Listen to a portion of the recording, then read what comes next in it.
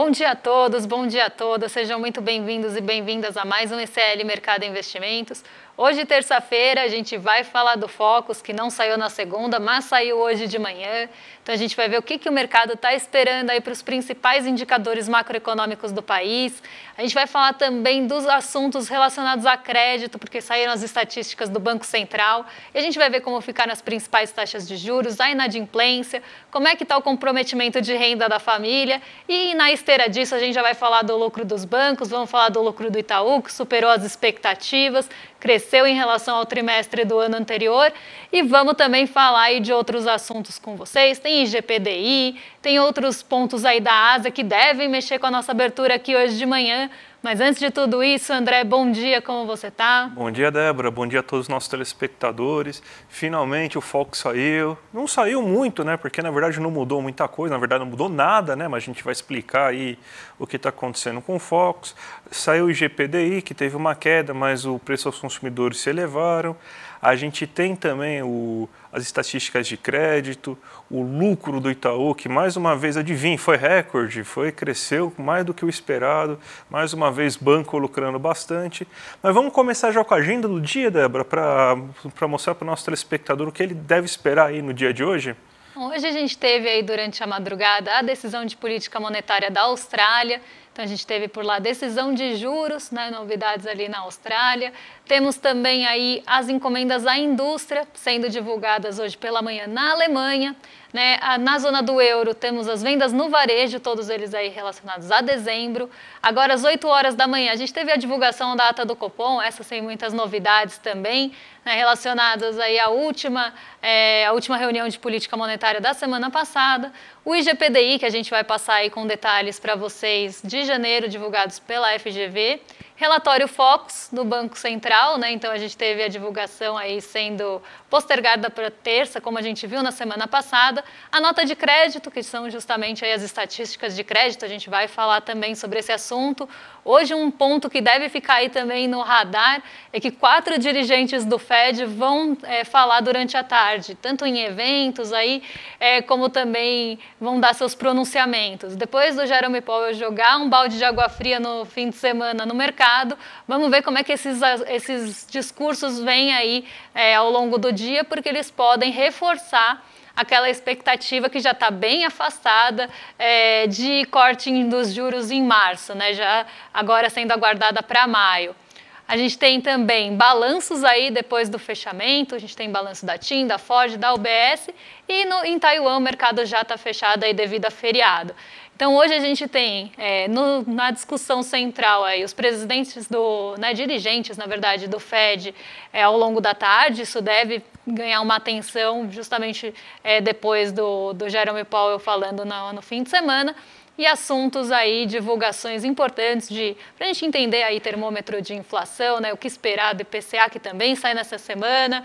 Temos as estatísticas de crédito, então pontos importantes sendo divulgados hoje, e os balanços também devem ficar aí na centralidade. Vamos colocar então já a notícia aí no nosso site, né, que está repercutindo um pouco aí que os Estados Unidos estão operando misto. Mas a gente tem novidades na Ásia, vídeo foi vazado, né? Então teve um vídeo vazado aí de uma reunião com o Xi Jinping, e isso aí fez com que as bolsas, principalmente na China, virassem um foguete, né, Débora? Exatamente. A Bloomberg, na verdade, ela vazou ali, não vazou, mas uma fonte disse que o pessoal, né, do governo e o Xi Jinping estavam para se reunir para conversar sobre possíveis estímulos no mercado financeiro. E essa notícia, ela veio junto a outros pontos que devem estimular o mercado por lá.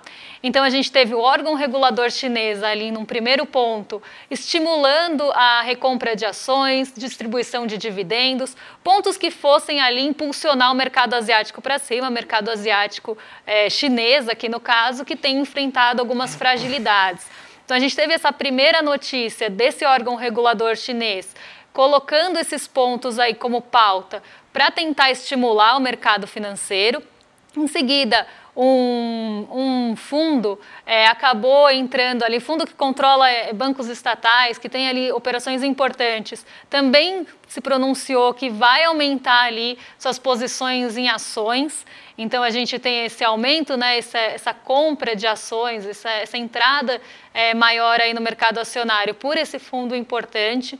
Então a gente vai ter também um estímulo vindo por aí. E em seguida a gente teve essa divulgação da Bloomberg que acabou trazendo aí um arremate final para jogar as bolsas para cima. Então a gente tem 3 pontos pelo menos aí que sugerem algum estímulo no mercado financeiro chinês. Isso fez com que o Xangai Composto se recuperasse. Então, se o Xangai Composto vinha ali de dias mais difíceis, né, enfrentando quedas e trazendo ali bastante incerteza, hoje ele conseguiu se recuperar. O Xangai Composto subiu 3,18.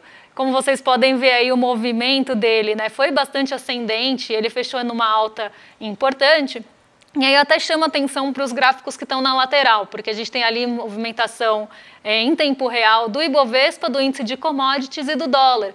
E a gente vê que a gente está tendo quase um acompanhamento tanto do Ibovespa como do índice de commodities em relação ao movimento dessa madrugada do Xangai Composto. Então, por mais que a gente tenha tido até algum movimento mais de queda em algumas commodities, como no minério de ferro, isso não foi suficiente para trazer pessimismo.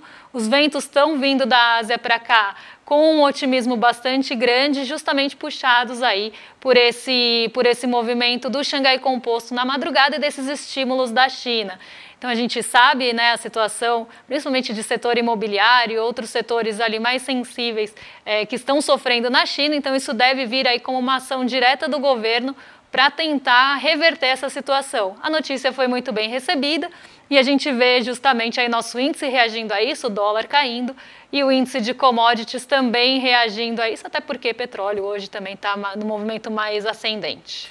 Vamos falar do Focus então, Débora? Vamos para o Brasilzão aqui, porque saiu finalmente o boletim Focus e não mudou literalmente nada, Até parece que o pessoal falou, não, já chegando no carnaval, eu acho que eu vou aproveitar esse fim de semana. Foi nos bloquinhos aqui de São Paulo, teve bloquinho na Faria Lima, acho que estava o mercado inteiro foi naquele bloquinho lá, porque não teve nenhuma mudança. Está vendo? Está tudo assim com sinalzinho de igual aqui, igual.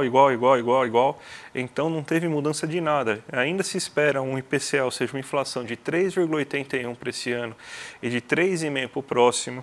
Você teve você tem uma expectativa de PIB de 1,6% esse ano e de 2% para o próximo. O câmbio ainda é esperado em 4,92 para esse ano e R$ 5,00 para o próximo. E a Selic deve fechar em 9% esse ano e em 8,5% para o próximo. Então, o que a gente teve? Primeiro, a gente teve uma ausência de dados muito relevantes. O único dado que poderia mudar alguma coisa é a produção industrial, mas a produção industrial de 2023 que saiu, então ainda não tem expectativas para 2024. O pessoal do Boletim Focus não liga muito, deveria ligar mais, né, mas não utiliza muito os PMIs para fazer suas projeções, então você teve quase que uma ausência completa de dados por ano de 2024, e a inflação também não teve nenhuma novidade, e isso fez com que o Boletim Focus ficasse assim, nessa estagnação completa, né? Então, sem grandes novidades, sem muitas mudanças. Talvez essa semana temos algumas mudanças, principalmente na inflação, porque vai ser divulgado o IPCA no dia 8, quinta-feira, né? Então pode ser que antes do pessoal do mercado financeiro ir para os bloquinhos na sexta-feira, eles vão lá e mudem a expectativa do IPCA. Mas tirando isso, assim, deve ser algo que vai ficar bem estagnado. Não deve mudar muito percepção de câmbio e Selic aí nas próximas divulgações. Talvez mude somente a de inflação, né, Débora? Exatamente, porque essa semana tem divulgação importante aí do IPCA. Mas enquanto a gente espera o IPCA, a gente tem o IGPDI que foi divulgado hoje, né, André, pela FGV? Exatamente, o IGPDI é um daqueles índices da Fundação Getúlio Vargas, que é feito pelo IBRE-FGV, né? E você teve uma queda de 0,27% em janeiro, né? Então são os dados de janeiro de inflação já começando a sair. A gente vai colocar aqui para vocês como que foi, então, o IGPDI em janeiro, né? Que ele teve uma queda geral de 0,27 no acumulado em 12 meses, ou seja, de janeiro de 2023 a janeiro de 2024, ele já caiu 3,61%, mostrando, então, uma deflação no índice. mas essa deflação está vindo do preço aos produtores. Então, novamente, a gente teve uma queda considerável dos preços aos produtores, 0,59% nesse mês, o que fez com que o IPA, que é o preço ao produtor, chegasse em 6,31% de queda em 12 meses. Mas o mais importante, o que mais a gente tem que ficar olhando, porque isso aí sim pode ser um termômetro para a gente já observar o IPCA, foi uma alta, que é bem considerável, inclusive, de 0,61% esse mês, fazendo o IPC chegar em 3,36% no acumulado. E novamente a gente teve dois grupos que pressionaram muito a inflação. E normalmente a inflação nos meses de janeiro, fevereiro e março costumam ser mais elevadas, porque você tem uma série de reajustes que ocorrem esses meses, e o reajuste que mais ocorre com frequência em janeiro é justamente mensalidades escolares, de faculdades, ensino médio, fundamental, creche e tudo mais.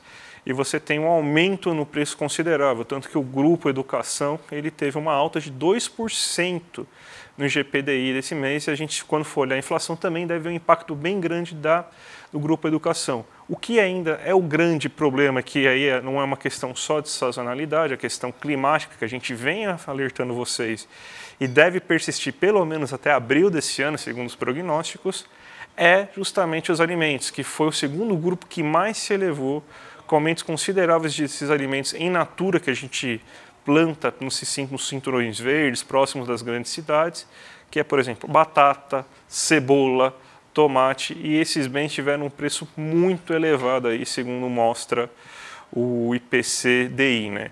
Então, esse aí é o grande problema, vai ser também um grande impacto na inflação no mês de janeiro, né? Então, talvez mude, talvez aumente um pouquinho a percepção de inflação aí do relatório Focus para a próxima semana, Débora. E a gente tem que ficar de olho aí no peso dos alimentos, né? Como é que a gente tem esse comportamento no IPCA, até depois a gente vai trazer a inflação por extrato de renda, porque a gente sabe que aumento em preços de alimentos acaba aí impactando bastante famílias com rendas menores devido ao peso da cesta básica na renda. Então, esse é um ponto para a gente ficar aí atento, né? E também ir acompanhando as medidas para que isso seja mitigado. Mas vamos falar agora de endividamento, né? Porque saíram também as estatísticas de crédito do Banco Central, que trazem ali vários pontos importantes para a gente analisar, como quanto estão as taxas de juros ao ano, qual que é a taxa de inadimplência daquela modalidade de crédito. A gente sempre traz essas atualizações para vocês e não deixaríamos aí de trazer novamente as taxas médias de juros e de inadimplência por modalidade de crédito entre as pessoas físicas no mês de dezembro. Então, aqui a gente está olhando ainda o mês de dezembro, final do ano passado. Como a gente sempre fala e reforça aqui, né, tem toda aquela mítica, né, de que o brasileiro é inadimplente, e isso faz com que a taxa de juros seja alta aqui no Brasil, e a gente sempre traz justamente esse quadro para mostrar o contrário, né? Na verdade, a inadimplência é alta porque a taxa de juros ela é impraticável. Aqui no Brasil ela é impagável, na verdade. Praticável ela é porque ela está aqui acontecendo, mas ela é impagável em muitos dos casos. E a gente sempre traz esse quadro junto para vocês verem que as maiores modalidades em inadimplência, então as modalidades que têm a maior inadimplência, são justamente aquelas que têm as taxas de juros mais altas e realmente ali abusivas, né? Beirando o abusivo em muitos dos agentes financeiros.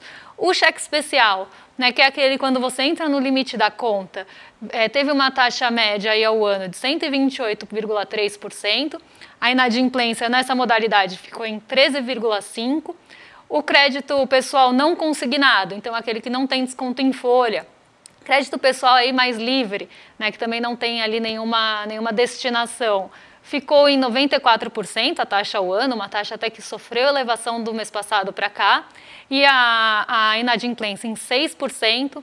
O crédito pessoal consignado, aqui eu acho que é o ponto, aqui aquisições de veículos, né, são pontos inclusive para a gente pensar nessa frase tão afirmada, aí, nessa afirmação tão popularizada que o brasileiro é inadimplente. Isso faz com que a taxa de juros seja alta. A gente está falando de crédito pessoal consignado, aquele com folha, que tem desconto em folha. Então, do pensionista do INSS, da pessoa que tem ali um trabalhador do setor privado, do servidor público que tem o desconto do crédito já em folha, a gente teve uma taxa de 24,4% ao ano, ainda que menor do que as outras, é uma taxa elevada e a inadimplência não é alta, até porque o desconto em folha acontece ali, tem o salário ali quase que garantindo aquele crédito. E mesmo assim a gente tem uma taxa elevada no Brasil de 24,4% ao ano. A aquisição de veículos também, porque tem o bem como garantia, então experimenta não pagar o seu crédito de aquisição de veículo para ver o que acontece.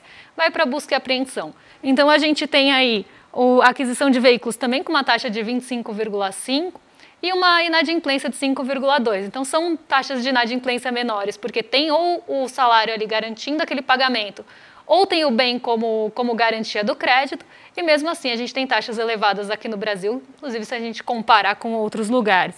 Cartão de crédito rotativo, esse não precisa nem falar, né, dispensa apresentações, é aquele que em alguns bancos a gente chega a 1000% de juros ao ano, né, e a gente sempre traz a taxa ao ano, justamente para ter uma base de comparação com os outros tipos de crédito, porque aqui a gente sabe que fica só 30 dias e depois rola dívida para outra modalidade, mas é importante a gente ter noção dessa magnitude ao ano, sim, se ela fosse anualizada. 440,8%, quase 441%. Sabemos aí que tem bancos que cobram mais de 1000% de juros nessa modalidade. E é justamente nela que a gente tem a maior inadimplência, quase 54% de inadimplência na modalidade. Por que será, né, André? Será que é porque a taxa de juros aí é, na média, 441%? Vamos ver aqui. E o cartão de crédito parcelado, que normalmente é alternativa ao rotativo, ainda tem uma taxa muito alta, de quase 200%, 196,8%, e 10% aí de inadimplência na modalidade. Não tem como o brasileiro não ficar endividado com uma taxa dessa, né? Se você cai num endividamento desse, cobrando 440% ao ano, não tem como você pagar. Você 4 vezes, né, aumenta 4 vezes a sua dívida. Você estava devendo 1.000, agora você está devendo R$4.500 em apenas um ano. Isso é impossível, né? Não é humanamente possível você fazer um negócio desse, né? Mas tem mais dados aí que a gente vai ver também o comprometimento da renda, né? O comprometimento da renda está alto também para pagar a dívida, né? Exatamente. Aqui a gente vê o quanto da renda do brasileiro está sendo destinada para pagar a dívida, né? Então, a gente sempre pega duas modalidades para ver essa métrica, até porque tem a ótica com e sem o financiamento imobiliário. Por que a gente traz os dois? Porque financiamento imobiliário normalmente são parcelas mais altas e comprometem mais a renda. Então a gente olha o total com o financiamento imobiliário ali embutido e a sem financiamento imobiliário. Mesmo assim, a renda do brasileiro ainda está bem comprometida com operações de crédito. A gente teve uma diminuição, né? Então a gente vê algumas medidas, aquela própria medida ali que tenta limitar o crédito do rotativo, o desenrola, então a gente vê medidas aí sendo tomadas para tentar diminuir esse endividamento, para tentar também diminuir a inadimplência, mas a gente ainda vê aí o brasileiro com boa parte da sua renda comprometida. Considerando o financiamento imobiliário, quase 50% da renda do brasileiro vai para pagar dívida.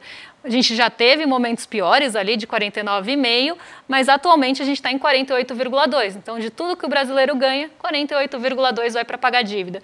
Se a gente exclui o financiamento imobiliário, que normalmente é uma parcela mais alta, mais pesada aí no orçamento, a gente sai de 31,5% para 30,2%, 1/3 da renda do brasileiro ainda para pagar a dívida. E aí a gente já sabe o resultado disso e a gente vai explicar daqui a pouquinho, né? Mas o setor, então, assim, tanto o brasileiro endividado, o setor bancário deve estar numa crise danada, né, Débora? Porque ninguém está pagando as contas, então o banco não deve estar lucrando, né? Será? Eu acho que está lucrando e está lucrando justamente com as carteiras de crédito, porque ontem a gente teve a divulgação do lucro do Itaú, né? A gente teve um aumento de quase 16% em relação ao quarto trimestre do ano passado, do ano retrasado, na verdade, né? Porque a gente está falando do quarto TRI de 2023 contra quarto TRI aí, de 2022. A gente teve um aumento de 15,7% em 2023 e 5,3% em relação a 2022. Então, assim, o banco ele continua lucrando. E quando a gente olha ali as fontes de receita desse lucro, né, da onde veio, na verdade, esse lucro, a gente tem as receitas com operações, num geral, e tarifas. Tá? Então, a gente teve esse aumento. A gente teve aumento, inclusive, das carteiras de crédito. Então, isso contribuiu bastante para o lucro do banco. E a gente tem também ali as modalidades ali de cartão de crédito ganhando um peso grande no lucro do Itaú. E aí quando a gente olha, inclusive nessa manhã, eu vou aqui colocar na tela para vocês, o setor financeiro, ele está muito bem, obrigado com a notícia, está muito feliz aí, né? A gente olha as principais ações do setor financeiro, estão todas em alta. Quando a gente pega o índice que reúne as ações do setor de uma forma geral, está subindo 1,25 nessa manhã. Então, o mercado reagiu muito bem aí a esse lucro elevado do Itaú. E a gente sabe, né, que o banco sempre ganha. Tem duas pessoas que sempre ganham, o banco e a banca, né? Então, a gente sempre brinca que o banco sempre ganha em todas as situações, seja numa situação mais de crise ou numa situação que a gente esteja aí em recuperação, o banco vai dar o seu jeito de lucrar e vai dar o seu jeito de ganhar. E não é à toa, né? Se a gente pensar que 48% da renda do brasileiro vai parar na mão do banco em algum momento. Vamos aproveitar o assunto, o ensejo, e vamos ver a abertura de mercado. 4 minutinhos aí, Débora, para a gente fazer a abertura do mercado aí. Vamos ver então como que está o nosso Ibovespa. 1,36 tá puxando, hein? Tá puxando. E quem puxou foi justamente o Xangai Composto, com a sua alta de 3%. Essas notícias, como eu falei, positivas vindas da China, essa expectativa de estímulo, mesmo que ainda no mercado financeiro, fez com que ali as bolsas emergentes reagissem, aí, emergentes, exportadoras de commodities, Brasil dentro desse bolo, a gente vê o nosso Ibovespa subindo aí 1,34 nessa manhã. A gente tem um outro ponto importante que a gente não pode deixar de falar, que é a recuperação dos preços do petróleo. Então, a gente teve ali alguns dias ruins na semana passada para preço de petróleo. Ontem e hoje a gente vê uma recuperação do preço do petróleo, então isso acabou puxando ontem, por exemplo, a Petrobras para cima, e hoje esse movimento continua, mas a gente tem que pensar nos limitadores aí que a gente tem para o nosso Ibovespa. Um deles é o rendimento das treasuries. Então, a gente deve ter o rendimento das treasuries hoje, limitando um pouquinho a alta do Ibovespa, apesar dela estar bem acelerada, porque a China tem um peso muito grande aqui na nossa bolsa. Se a gente pensar no peso dos exportadores de commodities, a gente já tem um percentual muito grande que vai subir com essa notícia. Inclusive a Vale está subindo, ou pelo menos estava na abertura, mesmo com o preço do minério de ferro não em alta, em uma queda ali moderada, a gente teve a Vale subindo no otimismo geral. Então a gente deve ter esse otimismo geral hoje, puxando a nossa bolsa para cima, até porque a gente não tem condutores muito importantes aí para trazer outro ponto, um contraponto aí para a nossa alta. O que a gente tem que ficar de olho justamente é no rendimento das treasuries, porque faz 3 dias que as treasuries estão em alta e estão numa alta até considerável, tanto nos vencimentos mais curtos, de 2 anos, como naqueles de 10 e 30 anos. Treasuries aqui, só para todo mundo ficar na mesma página, são os títulos de dívida dos Estados Unidos. E por que a gente está tendo essa alta aí no rendimento das Treasuries, ou nas expectativas para os rendimentos das Treasuries? Muito aí semelhante ao nosso juros futuro. Justamente porque a gente teve o Jerome Powell falando no fim de semana, depois de um resultado de mercado de trabalho ainda aquecido, ele jogou bastante areia ali na expectativa do mercado de que as taxas de juros fossem cortadas em março.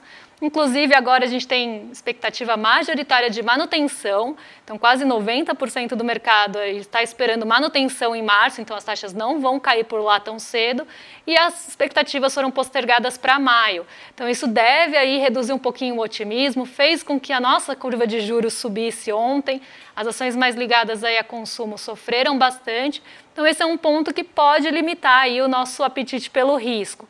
Mas, no geral, a gente tem um sentimento bem otimista. O S&P 500 agora abre em alta depois da queda de ontem. Ontem as bolsas em Nova York fecharam todas em queda, inclusive algumas bolsas asiáticas acabaram reagindo a isso. Caso do Nikkei 225, caiu 0,5%, aí 0,53%, porque o Nikkei 225 é mais sensível a notícias de Nova York, a Estados Unidos. Ele acabou caindo na esteira junto com as bolsas por lá. Mas hoje a gente vê um movimento modesto aí de recuperação no S&P 500, que também pode ser puxado pelo petróleo Brent. O dólar cai, mas não cai tão intensamente quanto a alta da nossa bolsa, justamente porque a gente tem um limitador que são as treasuries. Quando a gente tem rendimentos dos títulos de dívida dos Estados Unidos subindo, esse recurso tende a fluir para lá. e isso acaba elevando um pouquinho o dólar. Então, por mais que a gente tenha uma alta no Ibovespa, a queda do dólar não está acompanhando na mesma magnitude, mas hoje a gente tem um cenário um pouco mais positivo aí que ontem, e quem deve pesar bastante aí é justamente essas questões de China, e os dirigentes do Fed falando à tarde podem dar uma bagunçada dependendo do que eles falarem em relação aos juros dos Estados Unidos. E aí isso pode diminuir um pouquinho o otimismo. Vamos falar agora do evento do ICR, a super live aí que vai ter no dia 18 de fevereiro com o Renato Freitas, né? A voz da periferia que os poderosos querem calar. Gratuito, muito bom, já garante sua vaga aqui no link que está aqui embaixo, iclmercado.com.br/aula. É imperdível, todo mundo sabe da história maravilhosa aí que o Renato Freitas tem, o cara que está sendo perseguido toda hora pela extrema-direita lá no Paraná. Então vale muito a pena aí, vai ser um webinário perfeito aí, maravilhoso. O Eduardo vai conduzir esse webinário, né? Então vamos prestigiar e vamos entrar lá nesse webinário porque vai valer muito a pena a gente conseguir ver tudo isso, né? E já vamos passar agora para o nosso vizinho, William De Luca, que vai começar agora, às 11h30 da manhã, o Rolê ICR, né? Estamos entregando aí no horário para ele. E amanhã a gente volta, né, Débora? Amanhã voltamos. Vale sempre frisar que estamos entregando no horário, porque já fomos aí cobrados por isso indevidamente. Mas vamos aí entregar para o William De Luca. Fiquem aí com ele, fiquem com o Rolê ICL. E amanhã a gente está de volta com o Mercado Investimentos para trazer as atualizações, os indicadores e o que está rolando de mais importante no mercado. Até amanhã. Um beijão. Até amanhã, gente. Tchau, tchau. Depois de ter sido caçado por fazer um protesto pacífico dentro de uma igreja, após o assassinato brutal de um irmão negro no Rio de Janeiro, ele teve a sua luta reconhecida e foi chamado por ninguém mais, ninguém menos do que o Papa Francisco para encontrá-lo na Itália.